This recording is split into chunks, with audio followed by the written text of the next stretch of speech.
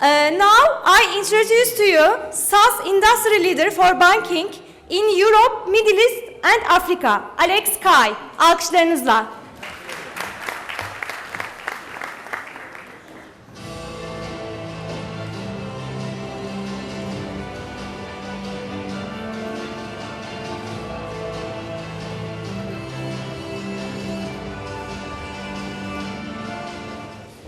Well, good morning. Can you all hear me clearly? Fabulous. I hope you've enjoyed your coffee. As you can see, my name is not Alex Kay. My name is Alex Kwiatkowski. That's a hard name to pronounce. We have to thank my father for its Polish origin. We have to thank my mother for my English voice. Because I am English, I must also apologise for two things. I must apologise for the weather that I've clearly brought with me from London. The taxi driver said yesterday, oh, there's been no rain at all, and then you turned up. So I'm sorry. I'm also sorry for a second reason. Actually, no, there are two reasons that I'm sorry for. One is Brexit. I'm really sorry. And I'm also sorry for the fact that, and I want you to all be really sympathetic and go, when I give you the cue, because look, I've broken my leg. Come on, thank you for the sympathy. So I can't move around the stage as quickly as I normally would. What I would love to talk to you about is a topic that you've heard a little about already this morning, and I'm sure you are already very familiar with it in your daily lives, whether you're professionals, whether you're academics, and also not just what we do for our daily activities, but what we do for our lifestyle as well. And that is this balance between how we make artificial intelligence become a part of our life. If I look at, I'll just use the manual version of the clicker. If I look at what inspired me to become interested in technology, amongst all of these wonderful examples of Hollywood's creativity, there is the single greatest film of all time, a personal opinion. And it is, where are we? It is this one, on the bottom left-hand side, where aged just about 10 years old, I watched a film called War Games. And that was fascinating. If you've never seen it, maybe because it's something you haven't thought of before, I encourage you, at least once in your life, to watch War Games. Because it showed the Hollywood interpretation of a human interacting with a machine. In this case, it was a machine that was trying to blow up the world, and luckily didn't manage to do so. But when I heard that machine say out loud, "Greetings, Professor Falcon," I was inspired. Genuinely. I was inspired to learn more about technology and more about its application in the world around us. And we have lots of other examples of the cinematic art that talks about what Hollywood scriptwriters, what Hollywood directors have imagined artificial intelligence and robotics to look like. Whether it's the creativity of The Matrix, whether it's the loneliness of a man just looking at his screen, wanting a machine to talk back to him. These are the things from Hollywood. But if we look at what's happening now, and I'm English, so therefore I can't do an American accent to save my life. But if I said what's coming straight out of Hollywood, and I said it was bad, but if what's coming straight out of Hollywood and into daily life, it's this. So we can see that there are robotics, whether it's Pepper, as we've seen this morning, or the robot called Sophia. They're not fantasies, they're not items of fiction, they exist in reality. We have the self-driving, the autonomous vehicle. I hate the idea of a self-driving, autonomous vehicle. I hate it for a number of reasons. One, because I still quite like driving my own car. Because, do you know what? Driving a car can be quite enjoyable. And secondly, if I go back to what Minter was saying about making something conversational, is that we need to make really certain that when I get into the back of a taxi, I can still have that conversation with a human, because I still quite enjoy that. Not just having a self-driving car driving me places where I'm sat in the back, playing on my phone, not looking at the world around me. And that's really my point, is that this is all about a balance. What does the world around us need to look like? It's the balance of technology and human interaction. So it isn't this terrible existential threat to mankind that some have talked about. We can see other examples. If you use something like Alexa or Siri or one of the other many different examples of personal assistants in our home, anyone that has kids in the audience, we have some music. Anyone who has kids in the audience will recognise the difficulty. Yes, lots of you, and me too, I've got 2 of them. And they're a little bit older now. And when they were younger, I'd ask them, have you brushed your teeth? Yes, Daddy. Have you brushed your teeth? Really? No. But now you've got things like Calibri, a smart toothbrush that tells me when my kids have brushed their teeth. Just examples of how the world is changing around us. Is it making the world a much better place? No, not necessarily. It's just making it slightly different. And we need to embrace difference and diversity, and technology plays a part in doing just that. It's the art of the technologically possible. And that's something which, again, is massively abused, where we think that just because we can do something, it means that we should do it all the time. When did man last set foot on the moon? Any ideas? Shout out, don't be shy.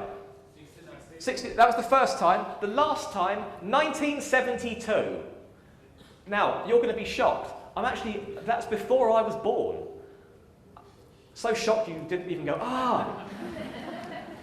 We could go to the moon in 1969. We last went back there in 1972. Just because we can, it doesn't mean that we should.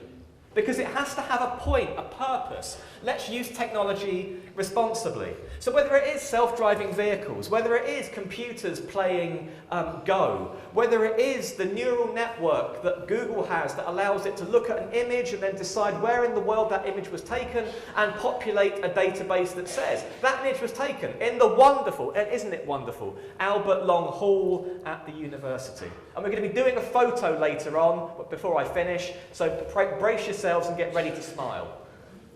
There's also technology that's used in areas of the world that I'm uncomfortable with. I'm uncomfortable about war. I'm uncomfortable about man killing man. Call me a pacifist, call me a liberal, I don't mind. But if we look at how technology is changing our world, it's doing it in good ways and in ways that are making me feel slightly uncomfortable. But we must know that there is this rise and rise and rise of the artificial intelligence machine. I feel a little bit like a robot at the moment because of my leg. I can't move at the speed that I normally would. But if we look at how the AI machine is growing, and if we look at its revenue, and this is hard to read if you're in the front row and impossible to read if you're in the back, but if we look at the market value of artificial intelligence as of 2017, it's about $1.25 billion.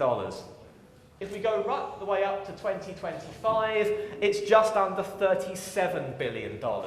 That's a compound annual growth rate in the region of about 46%. It's incredible. We're seeing significant growth of artificial intelligence because every organisation, public sector, private sector, academic institutions are interested in the application of artificial intelligence, machine learning, and deep learning. And that's cool.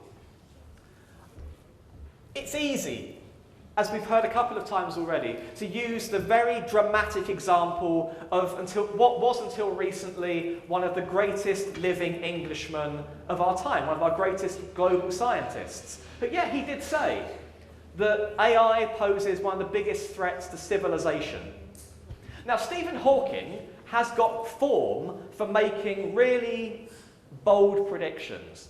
He's used this prediction before. He's talked about nuclear weapons being the greatest threat to mankind. He's now talked about artificial intelligence. Does it mean that we should ignore Stephen Hawking? No, of course not. It means we just have to balance his comments with those of others in the world, including myself, although I'm in no way as famous as Stephen Hawking.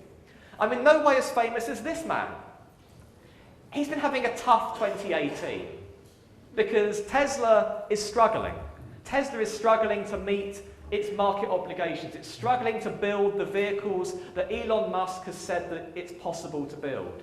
He's been sending cars into space, playing David Bowie just because he's a billionaire and he can. But he's also said that technology needs to be a balance. The balance between the use of technology responsibly and its impact on us as humans. Remember this guy? He's not been around much.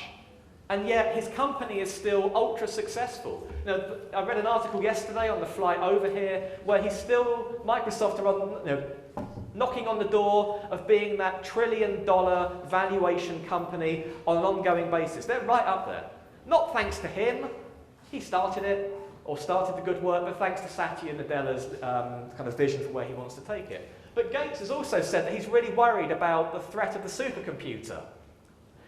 Slightly ironic, given he's a billionaire because of computing, and now he's telling us that we should all be worried about it. But okay, he's got his opinion. As has this guy. He's probably the least famous person of all on there. His name is Ray Kurzweil. He is a scientist.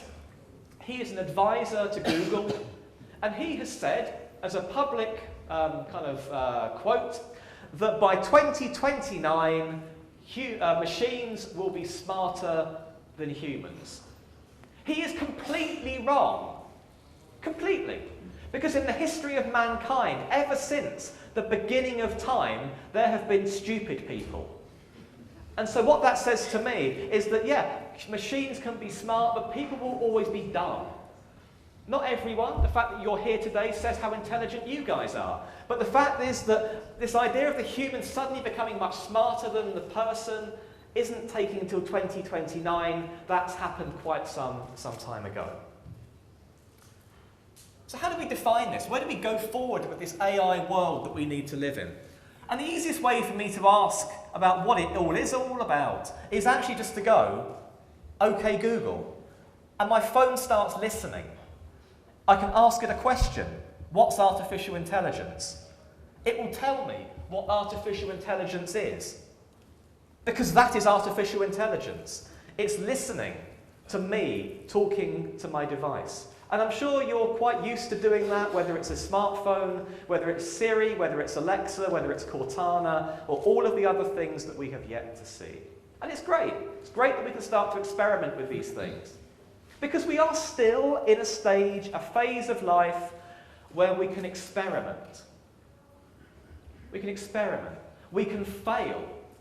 When I first started in my professional career in the mid-1990s, the idea that failure was good was really not talked about. But thanks to technology, we're encouraged now to try new things, to be bold, to be different, to try new marketing campaigns, to try new products in the market. If they work, fantastic. If they don't, go back to the drawing board and try again. Try again. But how do we get here? Because everyone, if you look at the newspapers, the media, press coverage, television coverage, artificial intelligence seems to be the topic of 2018. Well, actually, it goes back much further in history. If you've been, or either you're a student at the moment, or you did your degree maybe some years ago, as I did, you'll be used to the idea of academia, the idea of research. The company I work for comes from an academic background. But if we think about where artificial intelligence first came from, it wasn't discovered in the last 5 or 10 years. It goes back to the early 1950s, when a group of mathematicians and scientists, the brightest minds in the world, all sat down at what was called the Dartmouth Conference. Google it, you'll find it very interesting to read about. And they first started talking about the things that we can do today. And all that we've done is we've waited for computational power to catch up with our theory. So that the ideas that the Dartmouth Council first started talking about now aren't just theory, they are reality. And it means that we can add some other things to it. We could add in not just artificial intelligence, but deep learning and machine learning, machine learning and then deep learning. So machine learning, that's not new either. That's been around since the 1990s. Let's have another show of hands. How many people have an email account? Everybody. How many people have a spam box in their email account? Everybody. What makes a decision about what's spam? Machine learning. So it's not new. So if you're a business thinking, shall we do machine learning? Are we interested in artificial intelligence? Shall we do deep learning? You're doing it already, and you may not be even aware of it, which means good, because when you start to deliver these things to your customers, they can become much more comfortable. Another hard-to-read slide. It's incredibly busy. This is all about the Internet of Things. Smart devices being connected, sending out a continuous stream of data so that we can do something with it analytically. Very interesting. Very interesting for making the customer's life better, for improving society, for doing some of these good things. But if I look at all of the things that come to this, and let's see if this is a laser that works. Look at this. It's about this bit. Human value. So don't forget, but these are all the steps in technological terms, but this is what we want. Human value. Something that makes my life better than before it was invented, before it was existed. It gives me security in my financial services. It gives me relevant products that I may like to purchase as a retail customer. It gets me safely from location A to location B. It means that if I don't have some cash on me, that I can use my smartphone as a payment instrument. It has to be about the discovery and the maximization of value. Otherwise, why bother doing it? So one of the things that time prevents me from talking to you today in detail about is the monetization of data. Google is brilliant at it. Banks, which is the industry that I focus on, they're a work in progress. That's me being kind. But where does artificial intelligence have its greatest impacts? Now, of course, I represent financial services. I've spent a career, the last part of my career in banking. But banking is not the most important sector because it doesn't really make a difference that much to our lives, but healthcare does. Healthcare means that we can use artificial intelligence to cure those degenerative diseases, the things that kill our friends and family and take them from us before their time is really supposed to be up. This is where I want to see artificial intelligence having a really powerful impact. No child going hungry. Nobody having to walk miles and miles and miles without shoes because their society doesn't support them. Making sure that we can make every child and every senior citizen healthy and comfortable through their entire lives, and everybody else in between. Finding answers to those questions that we've never been able to answer before. That's what artificial intelligence does. Once we've done that, then we can go shopping. Because when we go shopping, and my kids will tell you that shopping is the single greatest activity on earth, and I guess some of your kids and some of you may recognise those sentiments, it's about having an impact in retail. So artificial intelligence, knowing me as a customer, not just as a number, know what I like, know what I don't like, give me the right targeted offers. That's something which we're all quite familiar with. And then in financial services, well, I'll come to financial services in a moment, because although you may not all be from the banking industry, you all have bank accounts, so it's important for you to understand how your lives are going to change accordingly. This slide's hard to read. It's busy. But you can predict and win and get great prizes. So if you are in one of these industries, automotive through to utilities and everything else in between, and you're interested in stopping your customers from leaving you, from making sure you've got the next best offer, next best action, making sure that you can do proper micro-segmentation, there's going to be something in artificial intelligence for you. Come talk to my colleagues at the booth. We can talk to you for hours, or just a few minutes, about all the things that we can do in these different sectors. But for me, as someone who spends a lot of his time looking at banking, it's interesting that banking has a lot of circles next to it for artificial intelligence. Because, quite simply, advanced analytics, which is really what artificial intelligence actually is. Let me pause there. Minter said it was good to pause. If I think about where SAS came from, SAS started out in a university in North Carolina. 2 postgraduates were asked to analyse some data. Not just data about commerce, but data about agriculture, about farming, about food production. And they created this computer program called SAS.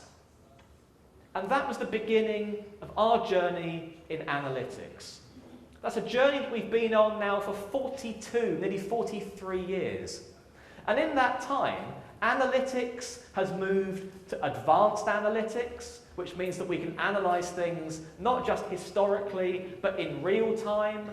And now we're on a journey towards advanced analytics. We're at the stage now where it's become empowered by, embedded with artificial intelligence. So for me, it's a very natural conversation to have. And if we look at 3 example areas where artificial intelligence is now starting to have something of an impact. So if you use your smartphone device, as so many of us do in our financial lives, you'll know, and I'm sure you've heard this morning, is that we can do so much with personal digital assistants. The idea of the bank being smart enough that it knows where you are, what you might be doing, and how it can help. So whether that's me asking it a question, or the digital assistant actually saying, based on the location of my device, hey Alex, I know that you're in, let's pick a random country around the world. Colombia. Hey Alex, I know you're in Colombia. I can see that you're there. They have a higher than average credit card fraud in Colombia. And I noticed that you've not turned on the credit card fraud feature of our app. Let me turn that on for you right now. It's things like that, making my life that little bit easier, protecting me from something which I don't want to happen. I don't want to be the victim of credit card fraud.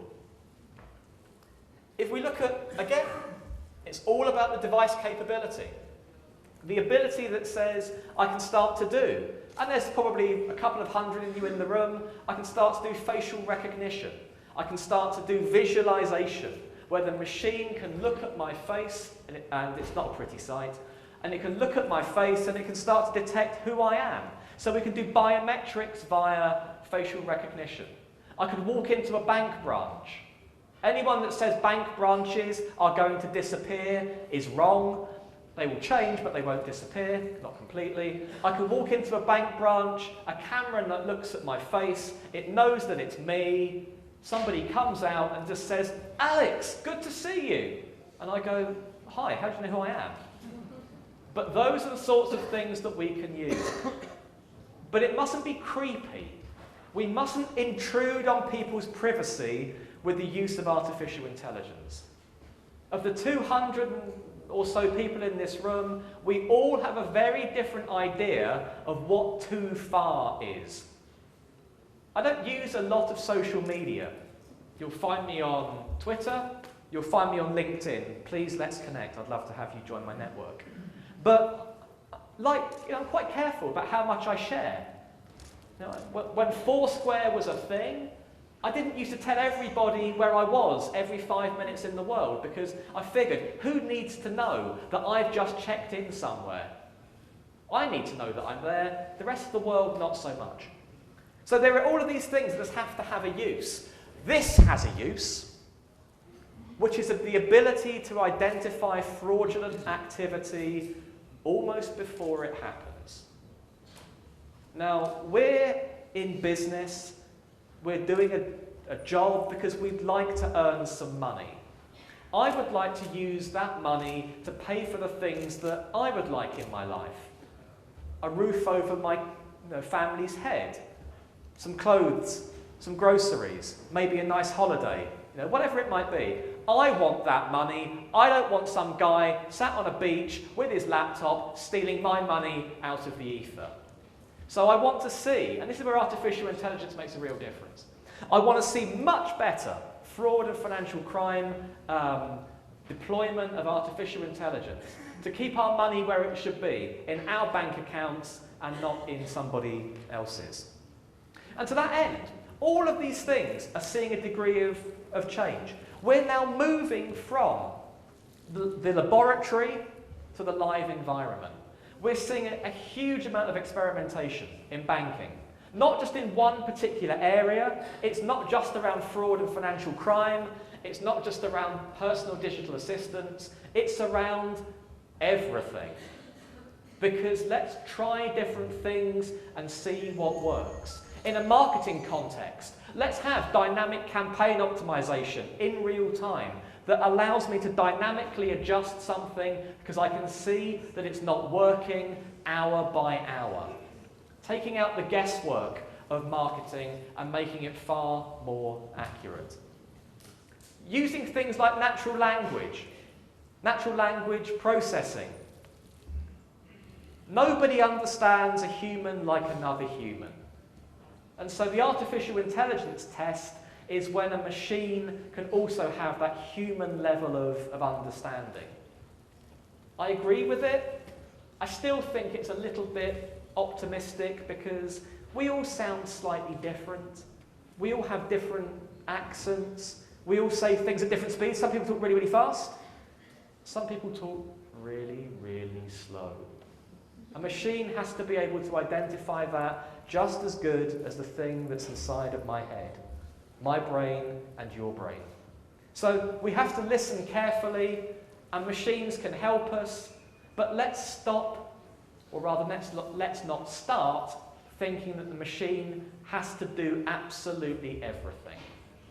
All of this is about balance, which is hard for me because I can't balance very well at the moment because my boot is actually bigger than my shoe, so I'm constantly leaning to the left. But everything is about balance, the sensible use of technology, the use of robotic process automation. Not robots like Pepper and Sophia, they are the manifestation, they are the physical embodiment of robotics. But robotic process automation, using artificial intelligence to analyse data, using it to read documents at a far faster rate than a human could ever do. There's a bank in the US, and they do a process that typically takes about 360,000 man-hours, person-hours. They can do that using robotic process automation in about 12 seconds. That's the change that we're talking about. Thousands of hours to just a handful of seconds. And I only have a handful of seconds left, because I can talk to you forever, but I only have half an hour. So let's give you some examples of 3 things that work. Let me build these, talk through them. This is a bank, so forgive me if you're not from banking, but it's relevant. If you try to do an increase of double-digit proportions, it's really hard. So this bank had a 15% increase in the ability to identify fraud, a 50% reduction in the number of false alarms, so the incorrect warnings, and this is the best one of all, a 60% increase in total savings. If you're in a business to make money and save money, artificial intelligence is going to help you do just that. So what do? You do this. And it was a similar slide to the one that Minter ended with. It was nice to see some commonality. You embrace the future. You don't run, and I can't run either, but you don't run or walk away from it. If we look at this survey from Accenture, 79% of executives recognise that artificial intelligence plays a critical role in the future. That's really nice. Nicer is this, that 85% of those executives recognise that they will invest heavily in artificial intelligence. In English, we have an expression, it says, put your money where your mouth is. And this is exactly what's happening. Be experimental, do new things, dare to be different.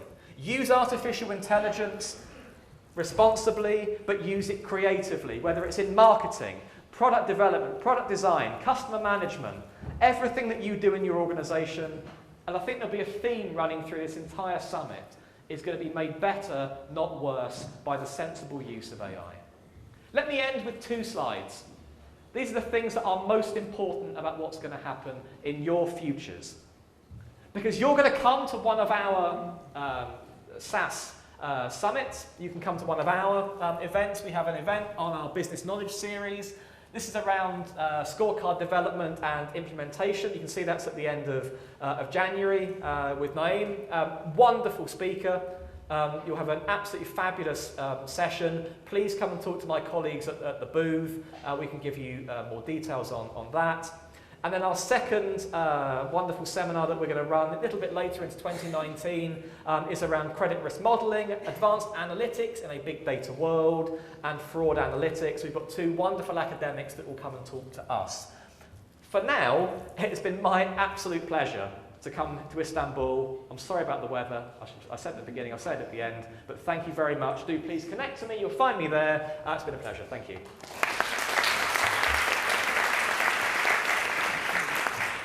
Watch this. Hang on a minute, sorry, because do one more thing. Right, I said I wanted you to have a photo. So what I'm going to do, because my kids say I'm terrible at taking selfies, so I'm now going to prove them wrong. I'm going to prove them wrong if I can work out how to take one. So I want you, when I turn the camera around like this, I want you to go like this. Yay! Ready? Right, ready? Yay! Hang on, that's terrible. Right, 1, 2, 3.